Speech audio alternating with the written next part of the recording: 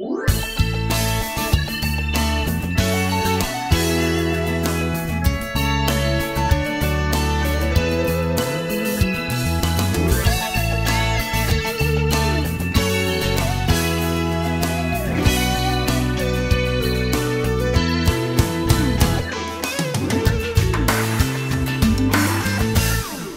and welcome to the A-List. I'm Stasha Morales. My guest for this edition is Tony Soluri, who is an architectural photographer. Thank you for joining me on the show today. My pleasure, thank you. I guess our first question is, what exactly is an architectural photographer? Well, basically, it's almost like what it sounds. We photograph interiors, architecture, buildings. It stretches to landscape and also anything that's related to a building. I'll photograph for kitchen companies, for window companies, along those lines, and it's by assignment. Well, how did you get started? Did you always want to be one? No, I didn't want to be a photographer. Actually, I had studied architecture and wanted to be an architect since I was about 14 years old, and took all drafting and mechanical classes in high school. Went to UIC here in Chicago for architecture. And in our first year, they wanted us to go out and buy a camera to be able to photograph buildings that we were studying. I had no idea even what to buy, sort of just did what they asked me to buy, and I bought a camera, started taking some pictures, and I found that I liked that better than actually designing and working on the buildings itself. But I really wasn't interested even in architectural photography at that time. I wanted to do more of what's called fine art photography, and changed my major and started taking fine art and photography classes. So, like, it was basically your inspiration was your teacher just telling you to grab a camera and take photos of buildings? Exactly. I had no idea what I was doing when I picked up the camera. I was 17, 18 years old and had never touched a camera and had no interest in it, and so I had to learn completely from scratch. I even snuck into, at the time there was a film, I used to sneak into the darkroom and start to see what people were doing and learn it that way, sort of on my own. And then my sophomore year in college, I transferred schools, went to Columbia College, and started to major in photography because I found that better. It just suited me better for my personality. Was it like hard switching like majors so quickly? It was hard psychologically more than physically. I had for 5 to 6 years had thought I was going to be an architect, and so I even ended up going to both schools for a little while. After I'd started at Columbia taking photo, I started having second thoughts, and I ended up taking some classes back at UIC in architecture, and talk about being difficult, going to 2 different schools with 2 different majors. But I tried it and ended up with photography. Wow, that's pretty amazing. So, like, I'm to understand that being a photographer takes you everywhere? Pretty much. I've been, I think there's only 4 states that I haven't been to in the U.S., and I've photographed in Mexico, Canada, Cayman Islands, Puerto Rico, Russia, and for myself I photographed in Italy and France also. What would you say would be like the best of your travels? Quite honestly, a place that I never wanted to go was Hawaii, but I photographed in Hawaii probably 6 or 7 times, and it was somewhere that I thought that I wouldn't like, but having been there to photograph, I enjoyed that quite a bit, and I found Russia very interesting also. Oh, you were in Russia? Yeah. So, like, what were you there for? We actually went to Moscow to photograph for Marriott hotels, which would be under the realm of architectural photography. The hotels, we photographed the rooms, the building, the restaurants and things like that, and we photographed 3 hotels in Moscow. Were you there recently? Actually, we were there in 9/11, actually, when 9/11 occurred. Oh, that must have been frightening. It was very, very strange. We were to be there for 10 days, photographing 3 hotels.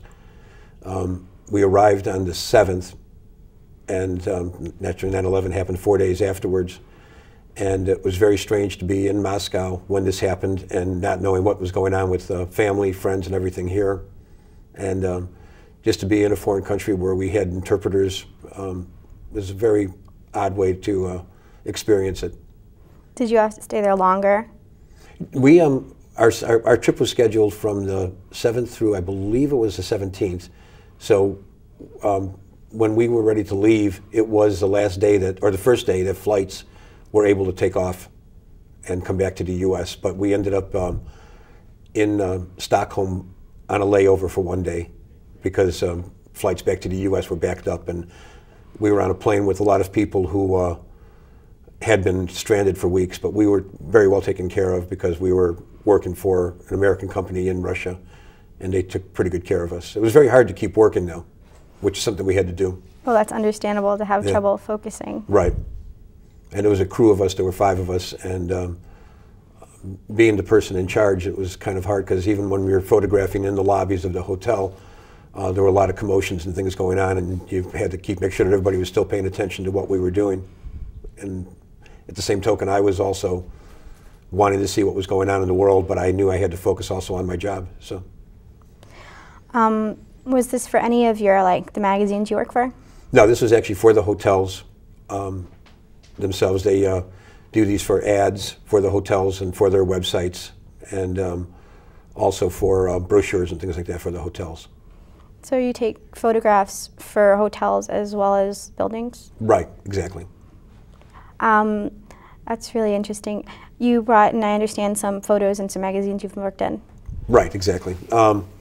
I work for numerous magazines. Architectural Digest is probably, you want to show this? Yeah. This is one of the magazines I work with, Architectural Digest magazine.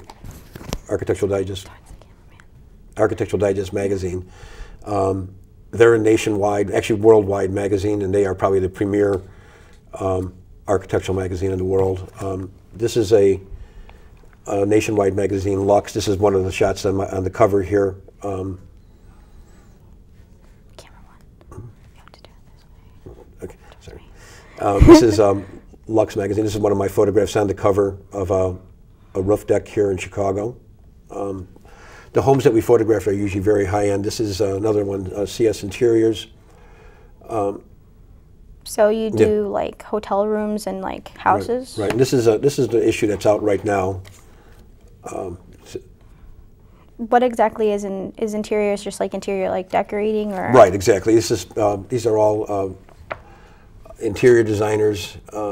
They show the lifestyle of the people who live in the homes. It's usually, and I shoot what is considered very high-end, usually multi-million-dollar homes. Oh, wow. For interior designers and architects. So you do it for interior design, architects, and for motels? Right, exactly. And also for manufacturers, too, who make products. Do you have any preferences of what photography you like to do? No, basically whatever we've been doing, I want to do the other thing the next time. I like the variety. If I've been photographing hotels, I love going and shooting homes the next week. Or if we've been photographing, we build sometimes sets also to photograph. And if I've been building a room set and working on that for a while, then I like going out on location and working with the natural light and in a real place too. It's just the variety is what makes it interesting. Have you actually taken any photos of historical buildings? To some degree, yeah. Some of the homes that I photograph are architectural and historical landmarks. Quite a bit here in Chicago, up on the North Shore. Architects that are very, very well known in the architectural fields. And we're shooting one actually in a couple of weeks. It's an Adler, who is a very well-known Chicago architect. Oh, wow. So do you have any preferences in cameras, the way technology's changed? I actually love digital. I started with doing black and white film photography, and then we went into doing the color. And the digital, I think, is actually, to me, easier and gives me an instant read, and I really enjoy working with it. And also you have more control because of the work that you can do in Photoshop afterwards. And I like control. So it was just really easy to slide right through? It was not. It was very difficult to make the change. I went in with a little bit of an attitude that I wasn't going to like it. And I had to do a lot of seminars and relearning, because I had gone to school for photography first, and also did an internship and an assistantship with photographers. So I had gone through all of my training and learned one way and worked that way for 25 years. And then I had to start all over again after 25 years of working in one way. And so it was hard to go back and take classes and learn but once I did it, I love it. Was it like hard? Were there like younger people there who were just learning to do like the digital? Yeah, there would be too. Most of the classes that I took were for people who are already professionals and who were going to make the transition. Oh, okay. Yeah. And you have to now, even as it is, technology changes so quickly that I'm constantly keeping up. I'm always still taking seminars and learning on my own, because every few days it changes. Oh, that must be different. Every few months, I guess, really not every few days, but anyway, it's, yeah. So what would be like the best part of being an architectural photographer?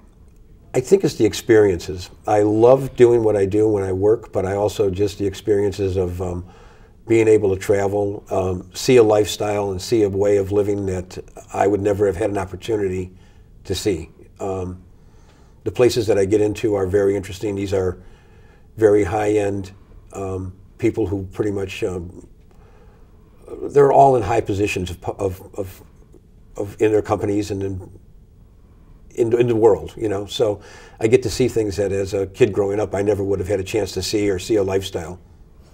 It's kind of fun. High positions, who have you worked with?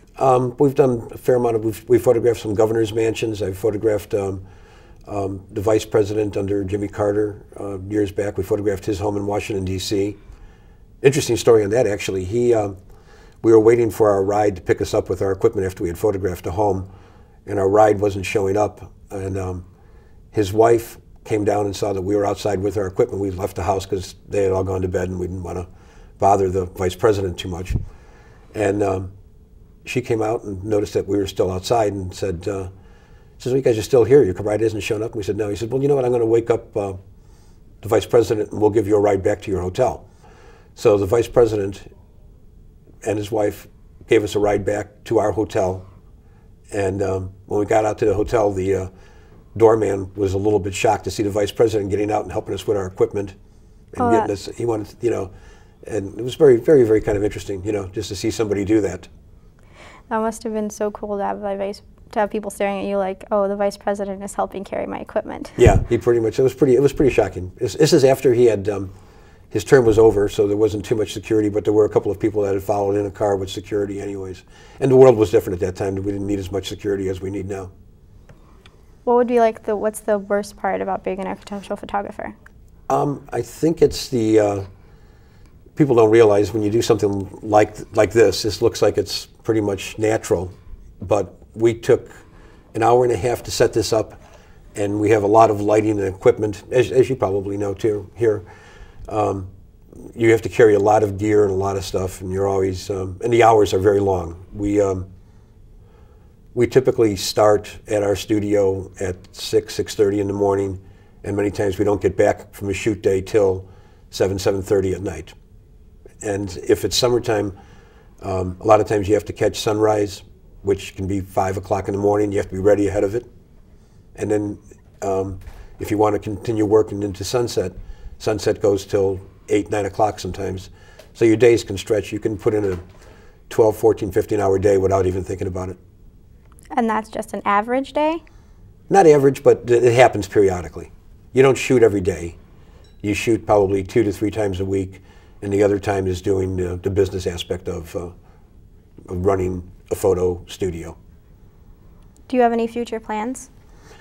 Yeah, actually, I'd like to, from this sort of transition back to what I wanted to do originally, which is fine art photography, and I'd like to eventually start shooting and showing more in galleries and selling my work that way.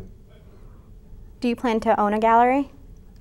Interesting. The thought has crossed my mind, but it may be a virtual gallery online as opposed to one that actually is in a building, because that's something that's coming on these days too now. You said fine arts. Do you have like a typical idea of what you would like to do for that area? I think so. I think that at one time I used to, what I called was street shooting, shooting people and situations and sort of grabbing at it. But now, since I've done so much architecture and interiors, I think I'd like to probably travel the world and shoot things that aren't high-end, but to show real street scenes and how people live for real, as opposed to how, not that this isn't for real, but not the high-end, but the average person how they live and present it in an artistic manner. That's very interesting, but sadly we're out of time. Okay. Thank you for joining me on the A-List. I'm Stasha Morales, and thanks for watching.